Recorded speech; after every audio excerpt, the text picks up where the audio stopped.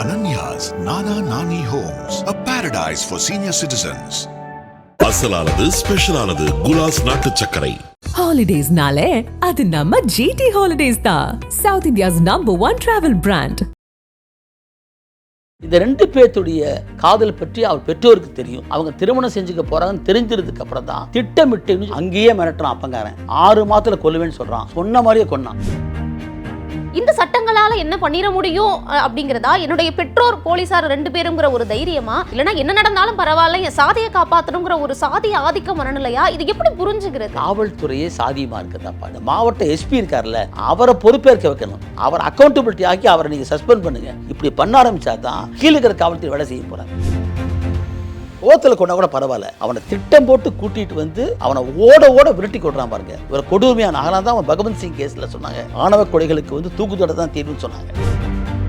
சட்டம் இருக்குது, எல்லாமே இருக்குது. ஆனா நடைமுறையில இந்த சாதியம் என்பதுதான் தூக்கி நிற்குது. சமூக நீதி பேசக்கூடிய தமிழகத்துடைய ஆட்சியை வந்து நடைமுறைப்படுத்துவதில் உங்க மாவட்ட செயலாளர்களே பல பேர் இருக்காங்க. எதிரில் இந்தியாவிலே நீங்க நேஷனல் கிரைம் பியூரோவில் பார்த்தோம்னா ராஜஸ்தான், உத்தரப்பிரதேசம், பீகாருக்கு அடுத்தபடியாக பார்த்தோம்னா தமிழ்நாடு இருந்து போகிறான். 2017 இந்த ஆண்டு வரைக்கும் 40க்கும் மேற்பட்ட ஆணவர்கள் இருந்து போகிறாங்க. முருகனே ஒரு சாதி மறுப்பு திருமணம் செஞ்சவர் தான். அவர் பேரை சொல்லிட்டு கும்மி அடிச்சு முடிச்ச உடனே அந்த பெண்களை பூரா நிற்க வச்சு சத்தியம் வாங்குறாங்க. நீங்க வந்து நம்ம சாதிக்கார பிள்ளை தான் கல்யாணம் பண்ணுறாங்க. இதுவே ஒரு மிகப்பெரிய ஒரு வன்கொடுமை தான். இதையெல்லாம் தடுக்கணும். அப்ப நான் சொன்ன தமிழக முதலமைச்சர் இதுக்கு பொறுப்பேற்க வேண்டும். ஏன்னா நீங்க தான் தலைவர். நீங்க வாக்குறுதி கொடுத்து போட்டு அதுக்கான தனி சட்டம் கொண்டு வரல இன்னைக்கு வரைக்கும். அதான் பிரச்சனை.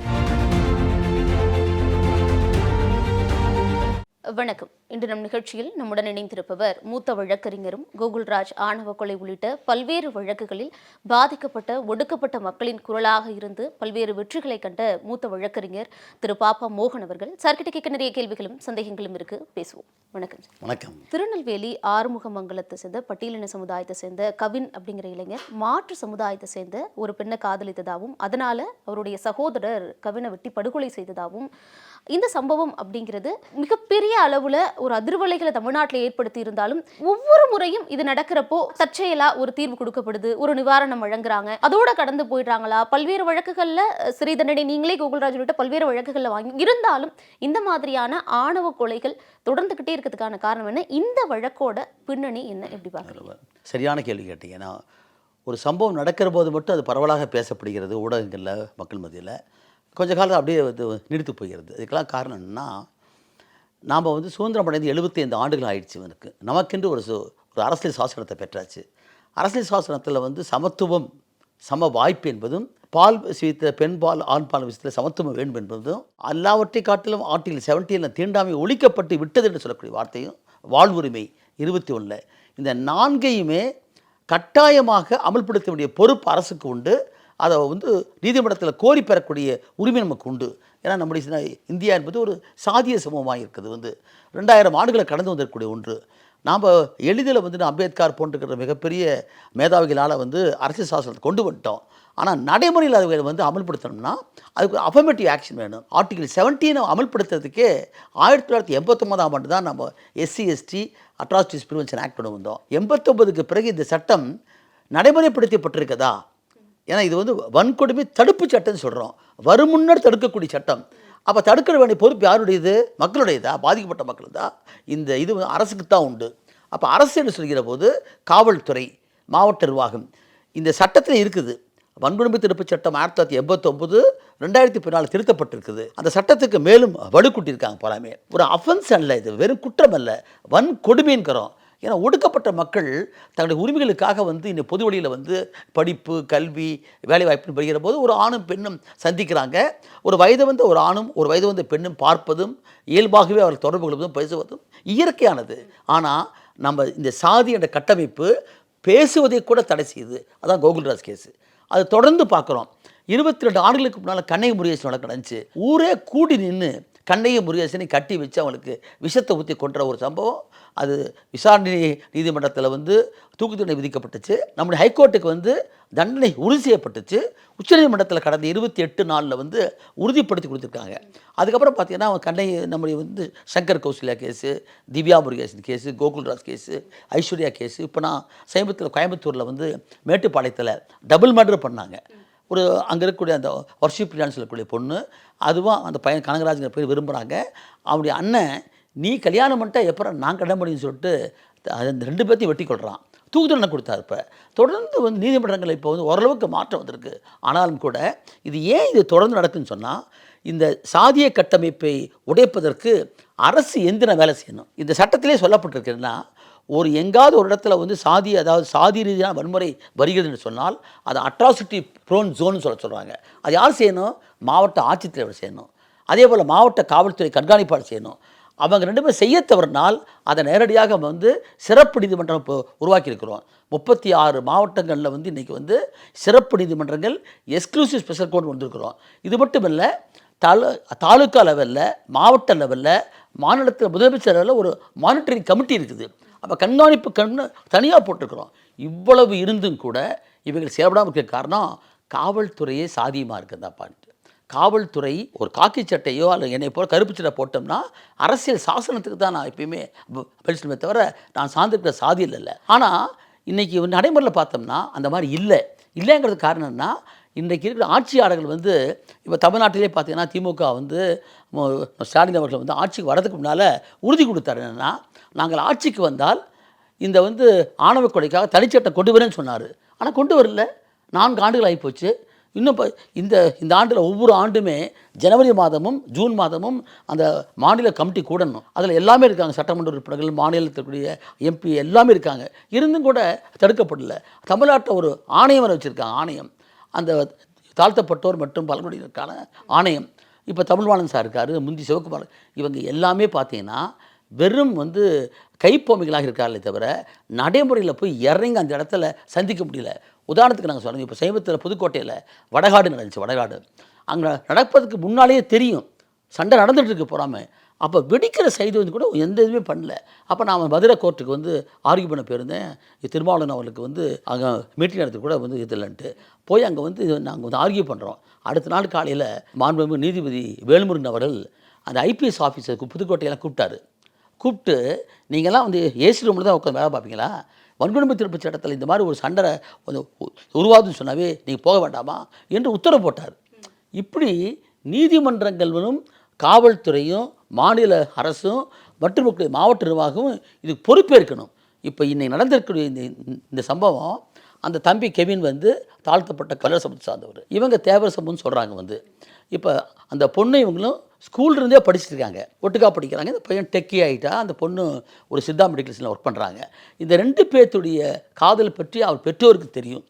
அது மட்டும் இல்லை, அவங்க தம்பிக்காரன் இவங்களுக்கு தான் தெரிஞ்சிருந்தான். இப்போ அந்த பெண்ணு ஏதாவது ஸ்டாக்கிங் பண்ணுறான், வேணும்ட்டே போய் அந்த பொண்ணு ஏதாவது தொந்தரவு பண்ணுறான்னு சொன்னால், அந்த பொண்ணு வயது வந்த பொண்ணு, அந்த பொண்ணு கேஸ் கொடுத்தா இந்நேரம் உள்ளே வச்சுருப்பாங்க அவரை. ஆனால் இவங்க அந்த பொண்ணு இவரும் விரும்புறது தெரிந்திருந்து அவங்க திருமணம் செஞ்சுக்க போகிறாங்கன்னு தெரிஞ்சிருந்ததுக்கு அப்புறம் தான் திட்டமிட்டு இன்னும் சொல்ல போனால் அந்த பெண்ணுடைய பெற்றோருக்கு வந்து காவல்துறை சார்ந்தவர்களாக இருக்காங்க. அப்போ காவல்துறைக்கு தெரியாமல் இருக்க முடியுமா? அது இதற்கு முழுக்க பொறுப்பேற்று அந்த திருநெல்வேலியில் இருக்கக்கூடிய மாவட்ட காவல்துறையுடைய கண்காணிப்பாளர், காவல்துறையில் இருக்கக்கூடிய அந்த மாவட்ட நிர்வாகம் பொறுப்பேற்கணும். ஏன்னா 12(4) வருது. இதில் விதியில் 95ஆம் ஆண்டு விதிகளில் அங்கே இருக்கக்கூடிய மாவட்ட காவல்துறை அக்கௌண்டபிள் யார் இருக்குது? ஒரு வன்கொடுமை நடந்துன்னு சொன்னால் யார் அக்கௌண்டபிள்? அதுக்கு காரணம் அங்கே இருக்கக்கூடிய காவல்துறை தான். சும்மா அங்கே இருக்கிற ஒரு காவல்துறை போலீஸ் அதிகாரி சஸ்பெண்ட் அப்படின்னா தேடப்படுறதில்லை. இது ஏற்கனவே நாம் சொல்லியிருக்கிறோம், பல இடத்துல சொல்லியிருக்கிறோம். இனிமேலாவது தமிழ்நாட்டுக்கு முதலமைச்சர்களை பார்த்து நம்ம கேட்குறோம், நீங்கள் வந்து பல தீர்ப்பு வந்தாச்சு, அந்த தீர்ப்புகளை வந்து நீங்கள் எடுத்து பாருங்கள். 2018ஆம் ஆண்டு சக்தி வாகினி வர்சஸ் யூனியன் ஆஃப் இந்தியாங்கிற கேஸில் சுப்ரீம் கோர்ட் ஒரு பியூட்டிஃபுல் ஜட்ஜ்மெண்ட். இது போன்றக்கூடிய சாதி மறுப்பு திருமணங்கள், அது மட்டும் இல்லை, ஒரு தலித்தவர்கள் வந்து காதலித்து திருமணம் பண்ணான்னு சொன்னால் திருமணம் கூட செய்ய வேண்டிய அவசியம் இல்லை. லிவிங் ரிலேஷன்ஷிப்பை வந்து 2010 குஷ்பு வெர்சஸ் ஸ்டேட் ஆஃப் தமிழ்நாட்டில் வந்து சுப்ரீம் கோர்ட்டு அங்கீகரிச்சிருக்குது. இந்தியாவை பொறுத்தவரை எப்படி மேற்கத்திய நாடுகளைப் போலவே ஒரு ஆணும் பெண்ணும் வயது வந்தவர்கள் மக்களுக்கு முன்னால் தாங்கள் வந்து வாழ்ந்தாங்கன்னு சொன்னால் அவங்களுக்கு பாதுகாப்பு தர வேண்டிய பொறுப்பு இருக்குன்னு சொல்லி சுப்ரீம் கோர்ட் சொல்கிறாங்க. இப்போ சக்தி வாகினிக்கு முன்னாலே 2006ஆம் ஆண்டு லதாசி வர்சஸ் ஸ்டேட் ஆஃப் யூபிங்கிற வழக்கில் மார்கரெட் கட்சியோட ஜட்ஜ்மெண்ட்டு, அற்புதமான ஜட்ஜ்மெண்ட்டு, இந்தியாவுடைய சாதிய கட்டமைப்பை போகிறோம் சொல்லி இது போன்றக்கூடிய திருமணங்கள். ஏன்னா சமத்துவம் எங்கேருந்து வரும்? சமத்துவத்தை அனிகலைஸ் ஆஃப் காஸ்ட்டில் வந்து அம்பேத்கர் சொல்கிறாரு. என்னென்னா 3 நிலைகளை சொல்கிறாரு. இந்த 3 நிலைகளில் சமத்துவம் வருவதற்கு முதல் படியே காதல் திருமணம் தான். ஏன்னா இந்த சாதிகளுக்குள்ளே உட்காந்துக்கிட்டு அகமட முறை தான். இந்த அகமண முறையை ஒழித்து சாதி ஒழிப்புங்கிற வந்தால் மட்டும்தான் சமத்துவம் பிறக்கும். அப்போ சமத்துவத்துக்காக நம்ம பேசுகிறோமே தவிர அதில் இந்த மாதிரி இருக்கக்கூடிய இதில் வந்து தெரிந்தாலே not necessary that victim should go to the police station and to give a complaint. Having known that there is a couple after attaining age they are living together or they got married, it's a duty on the part of the government or the state district ministry to give protection சொல்லி 2018 அவங்க கொடுத்துருக்காங்க. தமிழ்நாட்டில் வந்து உங்களுக்கு தெரிஞ்சிருக்கும், மதுரையில் வந்து விமலா ராய்னு அந்த கேஸில் ஒரு கைட்லைன்ஸே கொடுத்தாங்க. பஞ்சாபில் வந்து நம்முடைய தமிழ்நாட்டை சார்ந்த நீதிபதி தான் கண்ணன் அவர்கள் அற்புதமான ஜட்ஜ்மெண்ட் கொடுத்தாங்க. இந்த மாதிரி தெரிஞ்சுன்னா என்னென்ன கைட்லைன் கொடுக்கணும், பாதுகாப்பு தரணும். ஏன் சமீபத்தில் பள்ளிக்கரணைன்னு சொல்லிட்டு இங்கே 2023 நான் தலையிட்ட வழக்கு, அந்த வழக்கில் அந்த பையன் பிரவீனும் அந்த பொண்ணும் 6 ஆண்டுகளுக்கு ஆதரிக்கிறாங்க.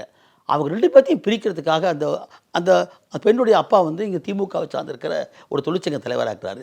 ஆகவே அவர் அந்த காவல்துறையை பயன்படுத்தி இவரே அடிக்கிறாரு, அதை ஊட்டப்போட்டு கொடுத்துறாரு. அதை மீறி போய் பெரியார் தொடரில் கல்யாணம் பண்ணிட்டு வராங்க. அப்போ பள்ளிக்கரணை விவகாரத்தில் போய் அவன் வந்து ரிப்போர்ட் பண்ணுறான் பையன். ஏன்னா அவங்க அப்பா தான் அவங்க ரிப்போர்ட் பண்ணுறாரு. 2 பேரும் திருமண வயதெல்லாம் காமிச்சு சான்றிதழ் காமிக்கிறாங்க. அங்கேயே மிரட்டுறான் அப்பங்காரன். 6 மாதத்தில் கொல்லுவேன்னு சொல்கிறான். சொன்ன மாதிரியே கொன்னான். அப்போ இது யார் பொறுப்பேற்கணும்? அந்த வழக்கை பார்த்தீங்கன்னா அந்த வழக்கிலையும் சரியாக ஒன்று பண்ண விட்டாங்க. அந்த பெண்ணு தற்கொலை பண்ணிடுச்சு. இன்றைக்கி பார்த்தோம்னா சிபிஐ கேட்டோம்னா கொடுக்க முடியாதுன்னு சொல்கிறாங்க. அதை அப்போ நான் சொல்கிறேன், தமிழக முதலமைச்சர் இதுக்கு பொறுப்பேற்க வேண்டும் வந்து. ஏன்னா நீங்கள் தான் தலைவர், தமிழக மாநில விஜிலன்ஸ் கமிட்டிக்கு நீங்கள் தான் தலைவராக இருக்கீங்க. உங்கள் தலைமையில் வந்து நம்ம வந்து சமூக நீதியை பற்றி பேசுகிறோம். எந்த கொம்பனாலும் இந்த ஆட்சியை பற்றி சொல்லணும்னு சொல்கிறீங்க. நான் ஒத்துக்கிறேன், உங்கள் சமூக நீதிக்காக போராடக்கூடிய அமைப்புங்கிற முறையில் ஒன்றிய அரசு சேர்த்து போராடுறீங்க, நாம் கொஞ்சம் பாராட்டுறோம். நீட்டை எப்படி சொல்கிறீங்களோ, கல்வி எப்படி சொல்கிறீங்களோ, அதுபோல் சமூகத்தில் இருக்கக்கூடிய சாதிய இழிவை போக்கலன்னா என்ன இருக்க முடியும்? அது காரணம் ஒரு ஒரு இதில் தீர்ப்பு வாங்க மட்டும் பத்தாது. அந்த தீர்ப்புக்கு பின்னால் மக்களிடத்தை விழிப்புணர்ச்சி ஏற்படுத்துங்கிறது தான் முக்கியம். அது நீங்கள் செய்யணுங்க தான் முக்கியம். ஏன்னா இந்த வழக்கில் பார்த்தோம் அப்படின்னா 25 வயதுக்குட்பட்ட ஒரு இளைஞர் தான் அந்த கொலையை பண்ணியிருக்கிறது. அப்போது இந்த மாதிரியான ஆணவ கொலை தொடர்பான வழக்கில் தூக்கு தண்டனை கொடுக்குறாங்க, வாழ்நாள் சிறை தண்டனை கொடுக்குறாங்க. இதெல்லாம் தெரிஞ்சும் அதுவும் இந்த கால தலைமுறைக்குள்ள இந்த அளவுக்கு சாதி புறையோடி போயிருக்கு, சாதிய வெறி அந்த இளைஞருக்குள்ள இருக்குது அப்படின்னா இந்த சட்டங்களால் என்ன பண்ணிட முடியும் அப்படிங்கிறதா? என்னுடைய பெற்றோர் போலீஸார் 2 பேருங்கிற ஒரு தைரியமா, இல்லைனா என்ன நடந்தாலும் பரவாயில்ல என் சாதியை காப்பாற்றணுங்கிற ஒரு சாதிய ஆதிக்க மனநிலையா? இது எப்படி புரிஞ்சுக்கிறது? ரொம்ப அருமையாக சொன்னீங்க, ரொம்ப அருமையாக சொன்னீங்க. நீங்கன்னா உங்களுக்கு தெரியும், நாங்குநேரியில் வந்து அந்த பையன் நல்லா படிக்கிறான்னு சொன்னார் வாத்தியார். அவன் ஒரு தலித் சமூகத்தை அந்த பையன் எல்லா நிலையிலையும் வந்து விளையாட்டில் படிப்பில் சிறந்தமான வர்றாரு. அவன் கிளாஸில் வந்து நல்லா படிக்கிறான்னு சொன்னது தான். அப்படி சொன்ன காரணத்துக்காக அங்கே இருக்கிற வந்து மேல் சாதின்னு சொல்லக்கூடிய பசங்க ஒன்று கூடி போய் அவனை வந்து வீடு பூந்து வெட்டுறாங்க. அந்த வழக்கில் வந்து நம்ம ஜட்ஜி சந்துரு வந்து நம்ம தமிழக அரசாங்கமே ஒரு நபர் கமிஷனாக போடுறாங்க. சந்துரு அவர்கள் ஒரு பைசா கூட வாங்கிக்காமல் அங்கே பூரா சுற்றுப்பயணம் செஞ்சு பாதிக்கப்பட்டவர்களையும் கன்சல்ட் பண்ணி பேட்டி கண்டு இது வந்து ரெக்கமெண்டேஷன் கொடுத்துருக்காரு. அந்த ரெக்கமெண்டேஷன் பிரகாரம் தான் இந்த வந்து கவுத்து கட்டுறது, அப்புறம் வந்து பேர் வச்சுக்கிறது, இதெல்லாம் கூடாதுன்னு சொல்லி உத்தரவு போட்டாங்க. இப்போ கூட சமீபத்தில் நம்ம நீதிபதி பரத் சக்கரவர்த்தி, ஆனந்த் வெங்கடேஷ் போன்றுக்கெல்லாம் அற்புதமான தீர்ப்பு கொடுத்தாங்க. கல்விக்கூடங்களில் அதே கோயில்களில் பூரா சாதி பேரை பயன்படுத்தான்னு சொன்னாங்க. இப்படி உத்தரவு போட்டாங்க சர்க்கார். இப்போ ஒரு 6 நாளைக்கு முந்தி உத்தரவு போட்டாங்க. போட்ட உடனே தேனியில் ஆச்சுன்னா அங்கெல்லாம் கல்லர் பள்ளினே பேர் இருக்கும், கல்லர் உண்டூரோட பள்ளினே பேர் இருக்கும். அந்த பேரை மாற்றி சமூக நீதி கூடன்னு போட்டாங்க. உடனே ஊரே திரண்டு போய் இது எங்கள் சாதி பள்ளி, நான் பணம் கொடுத்தேன்னு சொல்லி போலீஸ் முன்னாலேயே உடைக்கிறாங்க. அப்போ எந்த அளவுக்கு வேறுண்டு பாருங்கள். அதுதான் வந்து அம்பேத்கர் சொன்ன விஷயம் என்னென்னா, சாதி என்பது ஒருத்தன் பிறப்பால் நிர்ணயிக்கப்படுது. பொறாமே ஒருத்தர் தொழிலாளியாக பிறந்தவன் முதலாளி ஆகலாம், முர்மு வந்து நம்ம நாட்டு பிரசிடெண்ட் ஆகலாம். ஆனால் அதாவது class is mobile but caste is இம்மொபைல்னு சொல்கிறாரு. சாதி மட்டும் மாறாது எப்பயுமே. என்ன தான் நீங்கள் படிச்சிருக்கலாம், எவ்வளோ பதவி கூட போகலாம். அப்போ இதை உடைக்கிறதுக்கு முதல்ல வந்து சமத்துவத்திற்கான வாய்ப்பு இருக்கக்கூடிய இந்த அகமண முறை ஒழிப்பில் வந்து அரசு விழிப்புணர்ச்சிக்கான வந்து விஷயங்களை வந்து கல்வி கூடங்கள்லேருந்து அதே சமயத்து மக்களிடையும் நீங்கள் பண்ணணும் மட்டுமல்ல, இந்த சட்டம் ஒழுங்கை காப்பாற்றக்கூடிய காவல்துறை கரார் அமல்படுத்தணும். இது அமல்படுத்தாத காரணத்தால் தான் மிகப்பெரிய கொடுமையாக இருக்குது. இப்போ சமீபத்தில் கூட கடந்த 26ஆம் தேதி நம்முடைய தமிழ்நாடு ஸ்டேட் ஜுடிஷியல் அகாடமியில் 36 மாவட்ட நீதிபதிகள், இந்த சிறப்பு நீதிமன்றங்கள்லாம் இருக்கலைங்க, ப்ராசிக்யூட்டர்ஸுக்காக ஒரு தனியாக ஒரு நாள் வகுப்பே வச்சாங்க. அதில் டாக்டர் சுரேஷ் நாங்கள்லாம் கூட பங்கெடுத்த போய் வந்து அப்போ என்னென்னா, நீதிமன்றத்திலிருந்து காவல்துறையிலிருந்து மாவட்ட நிர்வாகத்திலிருந்து ஒரு விழிப்புணர்ச்சி ஏற்படுத்தணும். அதே சமயத்தில் சட்டம் தனது வேலையை செய்யணும். அது செய்யாங்காட்டி தான் வருது. ஆகவே அந்த மாவட்ட எஸ்பி இருக்கார்ல, அவரை பொறுப்பேற்க வைக்கணும். அவர் அக்கௌண்டபிலிட்டி ஆக்கி அவரை நீங்கள் சஸ்பெண்ட் பண்ணுங்கள். இப்படி பண்ண ஆரம்பித்தா தான் கீழே இருக்கிற காவல்துறை வேலை செய்ய போகிறாமே.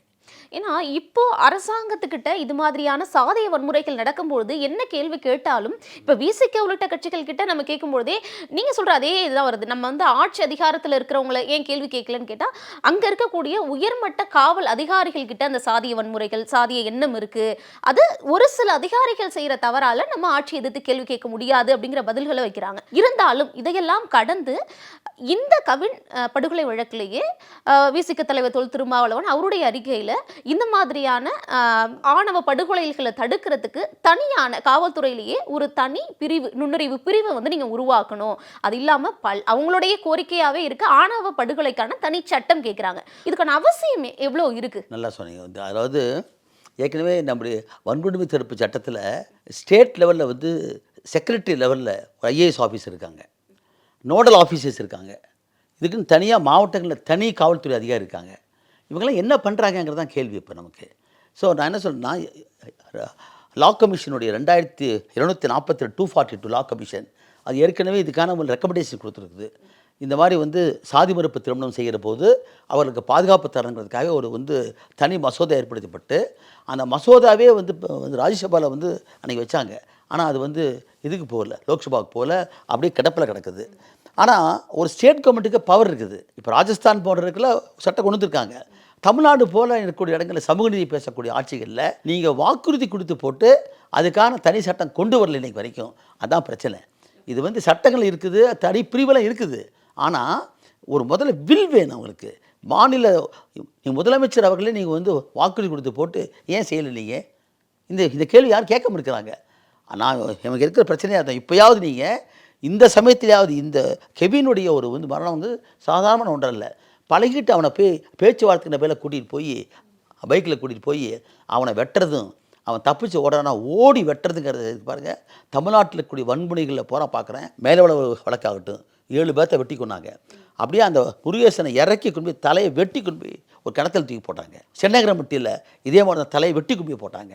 அதே தான் திவ்யா இளவரசன், அதே தான் சங்கர் கணேஷ், அதே தான் கோகுல்ராஜ், அதே தான் வந்து வர்ஷிப்ரியா.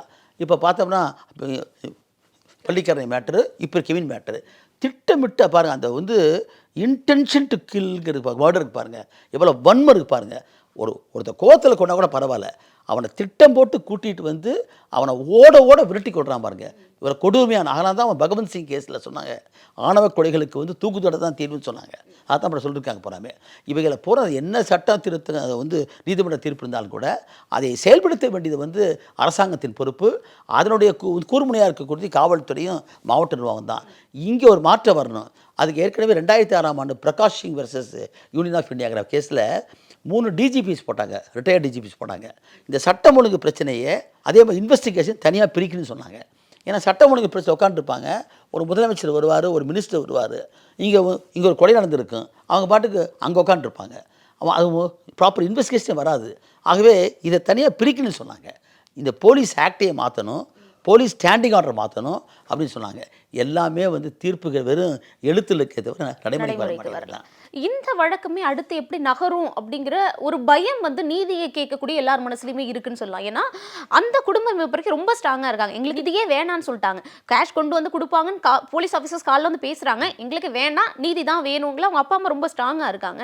ஆனால் இன்னொரு பக்கம் செய்தித்தாள்களில் வரக்கூடிய செய்திகள் ரொம்ப என்ன ஆகும் அப்படிங்கிற ஒரு பயத்தை ஏற்படுத்து. ஏன்னா அந்த பொண்ணு வந்து அவங்க காவல்துறை கிட்ட கொடுத்த வாக்குமூலத்தில் வந்து ஒருதலை பட்சமான காதல்னு சொல்கிற மாதிரியும், நான் வந்து கூப்பிடலை அப்படின்னு சொல்கிற மாதிரியும் இந்த மாதிரியான தகவல்கள் வர்றது, ஒருவேளை அந்த பொண்ணு வந்து வேற ஒரு வாக்குமூலத்தை கொடுத்துட்டாங்கன்னா இது கேஸ் அப்படியே உள்டாவா ஆயிடுமா, கவின் மேலே தான் தப்புங்கிற மாதிரி போயிடுமாங்கிற ஒரு பயம் நிச்சயமாகாது. இது வந்து ஒரு முறையான நேர்மையான பாரபட்சமற்றிருக்கிற இம்பார்ஷியல் இன்வெஸ்டிகேஷன் இருந்ததுன்னா அந்த பொண்ணை இப்போ அவங்க வந்து செல்வாக்கு பயன்படுத்தி மாற்றிருப்பாங்க.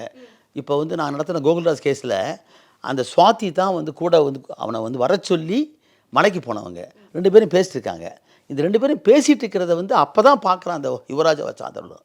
சாதியை கேட்ட உடனே சாதி அந்த தம்பியை வந்து தாழ்த்தப்பட்ட வகுப்பை சார்ந்தவர், அந்த பொண்ணு அவங்க சாதியை சேர்ந்த உடனே அந்த நிமிஷத்தில் உண்டாகக்கூடிய அந்த வன்மம் மோட்டிவ் ஒரு கான்ஸ்பிரசி வச்சு தான் பிரித்து போகிறாங்க. அந்த பொண்ணு வந்து இன்வெஸ்டிகேஷனில் வந்து அற்புதமாக உதவி செஞ்சுது. அடையாளம் காமிக்கிற போது ஆட்டில் கொண்டு போய் மிரட்டுறான் யுவராஜ், நீ சாட்சி சொன்னால் குடும்பத்தையும் அழிச்சிடுன்னு சொன்னான். அப்போ அந்த பொண்ணு சொல்லுது, பாவம் ஒரு அப்பாவியுடைய உயிரை கொண்டு போட்டீங்க, உயிரே போட்டாலும் கொண்டுவேன்னு சொல்லிச்சு. 164 கொடுத்தது, அடையாள அமைப்பில் காமிச்சது வந்து. அது மட்டும் இல்லை, தன்னுடைய கையெழுத்தையே வந்து பூர்த்தி பண்ணுறதுக்காக சென்னை வந்து கொடுத்தது போகிறாமே. இவ்வளோ உதவி பண்ண பொண்ணு விசாரணைக்கு வரும்போது என்ன பண்ணிட்டாங்கன்னா, உரிய பாதுகாப்பு தரல. இந்த வன்கொடுமை தடுப்பு சட்டத்தில் வந்து சாப்டர் 4A ஒரு திருத்தம் பண்ணிருக்காங்க. அதில் வந்து rights of the witnesses and விக்டிம்ஸ்னு ஒரு தனி சாப்டரே இருக்குது போகிறாமே. அவங்க கேட்டாலும் கேட்கலனாலும் அவருக்கு உரிய பாதுகாப்பு, வெறும் நிவாரணம் மட்டுமல்ல, மறுவாழ்வு, ரிலீஃப் மட்டுமல்ல, ரெஹபிலிட்டேஷன் கடைசி வரைக்கும் கொடுக்கணும் அவங்களுக்கு. அப்போ இப்போ நேற்று போனாங்க சொன்னீங்களா, அதெல்லாம் சட்டம். இப்போ இந்த மாதிரி ஒரு ஆணவ படுகொலை நடந்தால் மாவட்ட காவல்துறை கண்காணிப்பாளரும் மாவட்ட ஆட்சித்தலைவரும் வீட்டுக்கே போய் மொத்தம் 12 லட்சம் பணம் கொடுக்கணும். ஒரு வீடு, பென்ஷன், வேலை, அவங்களுக்கான முழு செலவும் கொடுக்கணும். ரெஹபிலிட்டேஷனுங்கிறது வந்து ஒரு கொலைக்கு முன்னால் வாழ்ந்திருக்கிற வாழ்க்கையை வந்து மீட்டு கொடுக்குறது தான் முக்கியம். இப்போ அதுக்கான முறையில் வந்து அரசு செய்யணும். சட்டம் இருக்குது, எல்லாமே இருக்குது. ஆனால் நடைமுறையில் இந்த சாதியம் என்பது தான் தூக்கி நிற்குதே தவிர உண்மையில் வந்து கருப்பு சட்டை போட்டுதார் கூட, காக்கி சட்டை போட்டுதார் கூட பல பேர்த்துக்கு அது வர்றதில்லை. அது வருகிற வரைக்கும் இது தொடரும். இதற்கு ஒரு சரியான மாற்று என்பது மக்களிடத்தில் வரணும். இடதுசாரி இயக்கங்கள், திராவிட இயக்கங்கள், தமிழ் பேசுகிற இயக்கங்கள், நீங்கள் யார் சாதி கூடாது, தமிழ் சமூகத்தில் சாதி என்பதே கிடையாது, கீழடியில் சாதி பார்க்குறோமா நாம் இல்லை. அப்போ அந்த மாதிரி ஒரு தமிழ் சமுதாயத்துடைய மரபு உண்டாக்குறதுக்கு இந்த இயக்கங்கள் வந்து தொடர்ந்து போராடணும் ஒரு பக்கத்தில். அதான் நான் நினைக்கிறது. நீங்கள் சொல்கிற மாதிரி இந்த வழக்கில் சாதியை தாண்டி பொருளாதார ரீதியாக பார்த்தோன்னா அந்த குடும்பம், அந்த பையன் 1.5 லட்சம் ரூபாய் சம்பாதிக்கிறாரு, நல்லா படிச்சிருக்காரு, காலேஜில் கோல்டு மெடலிஸ்ட் அப்படின்னு சொல்கிறாங்க. அப்போ இந்த பொண்ணு டாக்டர். ஸோ பொருளாதார ரீதியாகவும் அந்த அளவுக்கு வந்து பையன் வந்து ஒரு ஏர்ன் பண்ணாத ஒரு நிலையில் இல்லை. இப்போ இந்த 2 பேருமே காவலர்கள், பெற்றோர் அந்த வழக்கில், அந்த பொண்ணுடைய அப்பா அம்மா.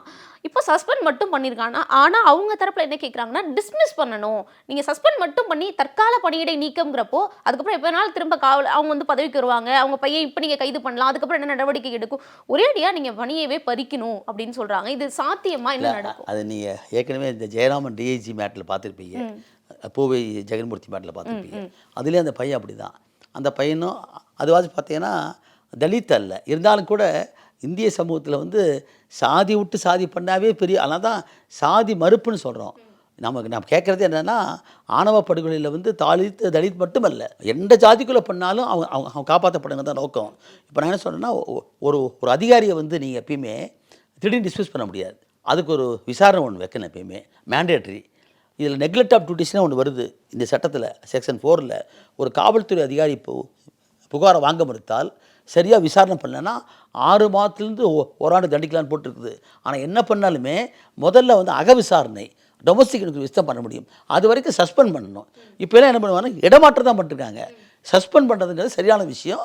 அதை உரிய முறையில் 6 மாதத்துக்குள்ள டிபார்ட்மெண்ட் எனக்கு முடித்து அவரை டிஸ்மிஸ் பண்ணணும். அதை செய்ய ஆரம்பித்தாங்கனாவே பாதி கேஸ், பாதி இது வந்து நிலைமை மாறும். அதனால் அவங்க கேட்கல பாவம், அந்த துன்பத்திலேருந்து அவங்க கேட்குறாங்க. உடனே டிஸ்மிஸ் பண்ணுறதுக்கு சாத்தியம் இல்லை. அதற்கு மாறாக சஸ்பெண்ட் பண்ணணும். எவ்வளோ அதிகாரி பண்ணணும், பணியிடை நீக்கம் பண்ணிட்டாங்க. ஆமாம், பண்ணி 6 மாதத்தில் விசாரணையை முடித்து அவரை சஸ்பெண்ட் பண்ணி டிஸ்மிஸ் பண்ணிவிட்டு அவர் மேலே வழக்கு தொடுக்கலாம். அப்போ செக்ஷன் 4ல் கொண்டு வரலாம் போகிறாமே. அதுதான் நான் எதிர்பார்க்குறேன். வந்து அதை வந்து தமிழ்நாடு அரசாங்கம் இருக்குது பாருங்கள், சமூக நீதி பேசக்கூடிய தமிழகத்துடைய ஆட்சியை வந்து நடைமுறைப்படுத்துவதில் உங்கள் மாவட்ட செயலாளர்களே பல பேர் எப்படி இருக்காங்க எதிரில். எங்களுக்கு தெரிய பல மாவட்டங்களில் பார்த்தீங்கன்னா, நான் இதில் கட்சியெல்லாம் பார்க்க மாட்டேன் எப்பயுமே. திமுக, அண்ணா திமுக, காங்கிரஸ்லாம் பார்க்க மாட்டேன். பொதுவாகவே வந்து சாதியமாகத்தான் அவர்கள்லாம் இருக்கிறார்கள். பேசுகிற போது பேசுகிறானே தவிர சொந்த வாழ்க்கைக்கும் மற்றது வரும்போது அவர் சாதியமாக தான் இருக்காங்க. அதனால் முதல்ல எங்கிருந்து தொடங்குறதுன்னா, என்னிடந்து தொடங்கணும். நான் பேசுகிற ஒரு முயற்சி என்பது எங்கிட்டருந்து தொடங்கணும். மனித உரிமை என்பது எங்கிட்டருந்து தொடங்கணும். என்னுடைய வாழ்க்கை, என் கூட பழகிற மக்கள், இவங்ககிட்ட சமத்துவத்தை வேணும். அந்த சிந்தனை உருவாக்குறது தான் அம்பேத்கர் சொன்னதுன்னா, cultivation of mind is object of the human கைண்டுன்னு சொல்கிறாரு. நம்ம மனதை முதல்ல பண்படுத்தின்னு போகிறாமே. ஏன்னா சாதிங்கிறது ஒரு மனோநிலை தான், ஒரு நோய் தான். அதை போக்குறதுக்குரிய மருந்து என்னன்னா, தன்னைத்தானே கல்டிவேட் பண்ணணும், அதற்கான சூழலை உண்டாக்கணும். அது வந்து நம்ம தமிழ்நாட்டில் வந்து இந்தியாவிலே நீங்கள் நேஷனல் கிரைம் பியூரோவில் பார்த்தோம்னா, ராஜஸ்தான், உத்தரப்பிரதேசம், பீகாருக்கு அடுத்தபடியாக பார்த்தோம்னா தமிழ்நாடு இருக்குது போகிறான். இந்த 2017 இந்த ஆண்டு வரைக்கும் 40க்கும் மேற்பட்ட ஆணவ கொலை வந்திருக்கு போகிறாமே. கணக்கு வர்றது வராதெல்லாம் எடுத்து வச்சிருக்காங்க. 2017 45 ஆணவ கொலைகள் தமிழ்நாட்டில் மட்டும் அவன் நடந்ததா சொல்றாங்க. ஆதாரப்பூர்வமாக இருக்கு போகிறாங்க, கேள்வி போகிறாங்க. அப்படின்னா இது ரொம்ப வந்து வருத்த, அதாவது வேதனைக்குரிய விஷயம். சட்டம் இருக்குது, காவல்துறை இருக்குது, ஆட்சி இருக்குது, இவ்வளோ இருந்து நடக்குன்னு சொன்னால் ஏன்னு கேட்டால் நான் இருக்க கோயம்புத்தூரில் பார்க்குறேன். அங்கே என்ன பண்ணால் கும்மி அடிக்கிறவங்க பேரில் கூட்டுறாங்க. கும்மி அடிக்கல ஒரு 500 பேர் வர்றாங்க. முருகன் பேரில் நடக்கிற விஷயம். முருகனே ஒரு சாதி மறுப்பு திருமணம் செஞ்சவர் தான், மலையிலுக்கு தான் போய் பண்ணார். ஆனால் அவர் பேரை சொல்லிட்டு கும்மி அடிச்சுக்கிட்டு கும்மி அடித்து முடித்த உடனே அந்த பெண்களை பூரா நிற்க வச்சு சத்தியம் வாங்குறாங்க. நீங்கள் வந்து நம்ம சாதிக்கார பிள்ளை தான் கல்யாணம் பண்ணுறாங்க. இதுவே ஒரு மிகப்பெரிய ஒரு வன்கொடுமை தான். இதையெல்லாம் தடுக்கணும். இதையெல்லாம் நாம் வேடிக்கை பார்க்குறோம், டிவியில் ஓடுது, யூடியூப்பில் ஓடுது, இதை பெருமையாக பார்க்குறாங்க. போகிறாமே அரசு தடை பண்ணது போகிறா. ஆட்சியாளர்கள் மட்டத்திலிருந்தோ காவல் உயர் அதிகாரிகள் மட்டும் காவல் இவங்க எல்லாத்துலேருந்து மாற்றம் வந்தாதான் கீழே இருக்க மக்கள் கிட்ட மாற்றம் சாத்தியமாகுங்கிறது இன்னொரு விஷயம். இப்போ கடைசியாக என்ன சொல்லியிருக்காங்கன்னா, இந்த மாதிரி சாதிய வன்கொடுமைகள் எல்லாம் ஒரு ஹேட் கிரைம்ஸ், வெறுப்புணர்வுக்குள்ளாக்கூடியது. ஒரு பேசுறது மட்டும் கிடையாது, ஒரு மனிதனை பிறப்பால் ஒருத்தனை கீழே நிற்கக்கூடிய போக்கு என்பதே ஹேட் கிரைம் தான். அப்போ ஹேட் கிரைம்ஸ் என்ன சொல்கிறாங்கன்னா, சுப்ரீம் கோர்ட் சொல்லிருக்குது, இதுக்கெல்லாம் யாரும் புகார் தர வேண்டிய அவசியம் கிடையாது. அந்த மாதிரி சம்பவம் நடந்தாலே சிவமோட்டோவை நீ வேக்சின்னு சொல்கிறாப்ப காவல்துறை. ஆனால் அதெல்லாம் செய்ய மாட்டேங்கிறாங்க. அதை செய்யறதுக்குரிய சென்சிட்டிசேஷன் வரணும். இப்போ தமிழ்நாட்டில் பார்த்தா நல்ல வேலை ஜுடிஷியல் அகாடமியில் வந்து ஒரு மாநிலத்தில் இருக்கக்கூடிய 38 ஜட்ஜஸை கொண்டு வந்து உட்கார வச்சு, ப்ராசிக்யூட்டர்ஸ் உட்கார வச்சு ஒரு சென்சிட்டிசேஷன் பண்ணுறாங்க. இதை வந்து அப்படி கீழ்மட்டத்துக்கு போகணும் எப்பயுமே, அப்போ தான் எல்லாம் சாத்தியமாக. கண்டிப்பாக சார். இவ்வளவு நேரம் உங்களுடைய நேரத்தை பகிர்ந்து என்னுடைய கேள்விகளுக்கு மிக நேர்த்தியான தெளிவான பதில்களை கொடுத்ததுக்கு நன்றி சார். நன்றி. Ananya's Nana Nani Homes, a paradise for senior citizens. அசலானது ஸ்பெஷலானது குலாஸ் நாட்டு சர்க்கரை. ஹாலிடேஸ்னாலே அது நம்ம GT ஹாலிடேஸ் தான். South India's number 1 travel brand.